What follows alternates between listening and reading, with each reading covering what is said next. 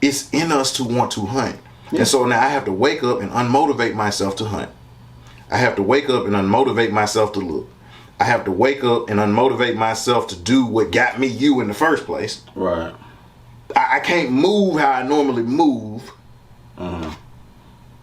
Because think about, again, let's use the drug analogy. How many heroin addicts, and we know people that did drugs or they would drink all the time. Right. How many times you know somebody that was on drugs and somebody hit them up and be, hey man, I got some more crack, what's up?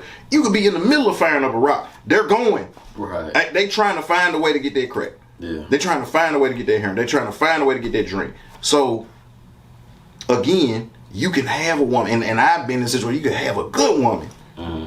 But let somebody else say that just because I like to hunt.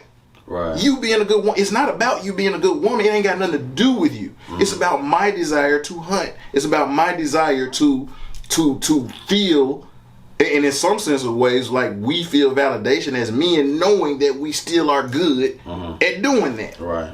Or just still got it. I'm a white woman. It's like you know, who you dressing for? You trying to see if you still got it, or do something like that. Now, we are hunters, and we like to look. Men, no matter if you're married or what, they just keep it a buck. Your eyes still work. What you liked before you got married doesn't change because you said I do. Right. You still like that. You just keep it a buck. We still look. Now, how long you look, at least in my situation, that's the key.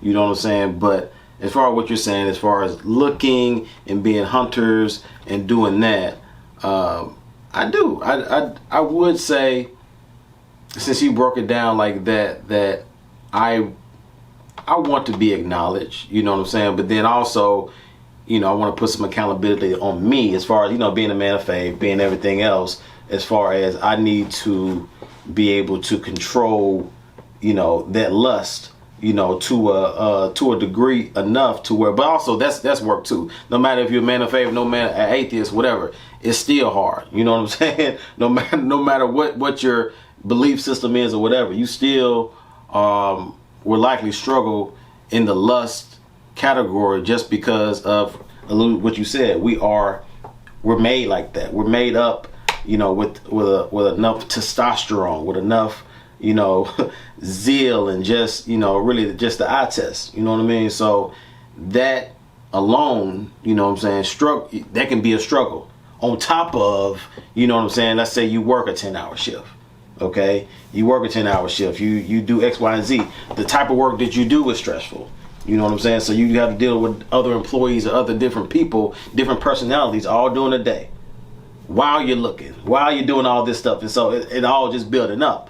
And so just from a man's perspective, this is kind of how we calculate stuff in our head. And when we get home, it may be, you just want to decompress. Like you said, decompress, or just, just kind of lay back and,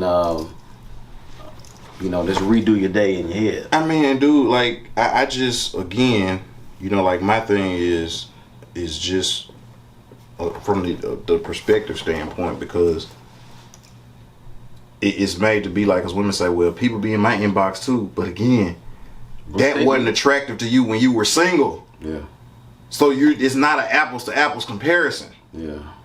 Like you weren't paying attention to those guys when you didn't have men, and you made a Facebook post like, where are all the good men at, and all your inbox lit up, and you didn't give any of them a chance because that wasn't appealing to you then. So you can't compare me with you, and we move differently. And women get hollered at way on a higher scale, especially the women to be on social media showing everything, you know what I'm saying? Right. Got the little basketball chest doing the little thing, doing all that. Like I'm sure their inbox is full on a post of it, and be basis. mad when somebody comment or jump in the inbox. Yeah. But it's like, okay, it's called social media, which means media is going to be seen, and it's social. So you're expecting interaction. You get the interaction, but in a lot of cases, you don't like the interaction that you're getting. Especially with Facebook. I think I was telling my wife this. Like, when I originally got on Facebook in 04 and 05, that's all I was doing. I was picking up women, having dates with women on social media. Because just like you said, that's what it was for. To me, right. You go in there, you talk to women and see what's going on between different universities. And let's look at it from this way. Like, Same situation. Man jumping a woman inbox. She don't, complete stranger. She don't know this man. He be like, "Hey, what's up? I'm trying to get that. What's up?"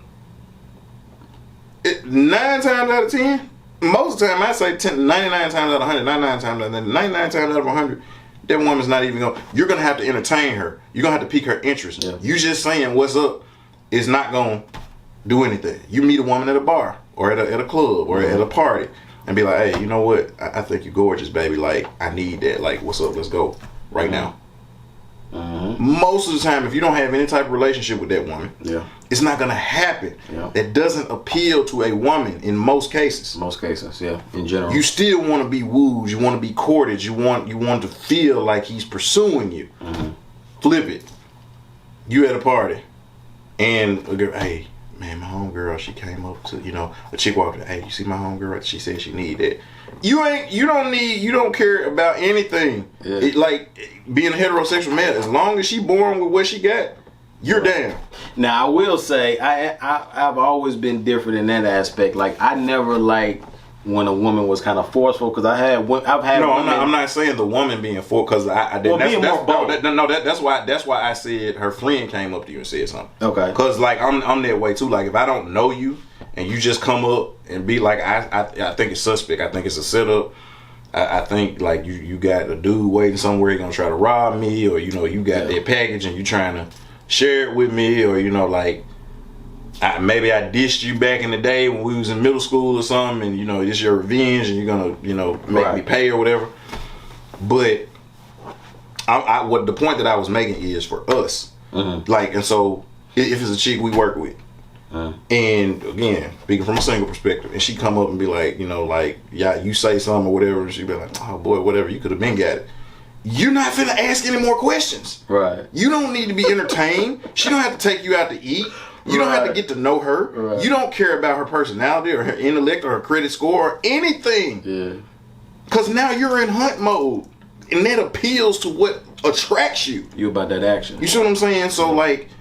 Again, and it's from like people are looking at it like we're on the same level, and we're not. Everything fair ain't equal. Yeah.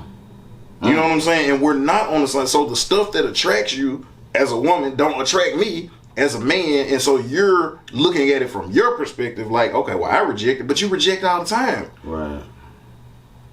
Yeah. You get requested all the time, and you reject all the time. So most of the time, you're not even paying attention to the people who shooting shots at you. Yeah. And if we did an experiment, I guarantee you, and even if you had a woman and brought in 15 different dudes, 9 times out of 10, no matter how handsome they are, they're only gonna try to mess with maybe 2 or 3 of them. Because they like to be wooed and courted, and they like to talk to you and all this other stuff. Okay, I see how you say that. And this is what I'm saying. So same scenario. You bring 15 different women in the room and say, okay, well now how many of these would you probably would pick 10 of them and try to figure out how you can work all 10 of them in your schedule. Because again, I don't care about your personality. I don't care about your intellect. I don't care about, and we're just wired differently. And